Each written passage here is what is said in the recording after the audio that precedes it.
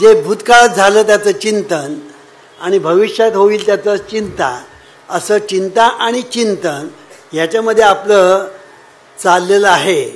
आणि ह्याच्यामध्ये आपण इतके सापडलेलो आहोत की आपला चिपा झालेला आहे त्याच्यामध्ये. म्हणून आपण एक तर वाईट चिंतन करतो, नाही तर एक तर आपण चिंता करतो. ह्या दोन्ही गोष्टी करतो.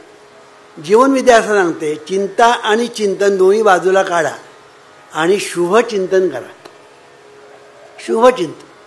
शुभचिंतन करायचं काय केलं पाहिजे? शुभचिंतन, शुभ विचार मनामध्ये आणायचे. हे ईश्वरा सर्वांना चांगली बुद्धी दे, आरोग्य दे सर्वांना, सुखात आनंदात ऐश्वर्यात ठेव.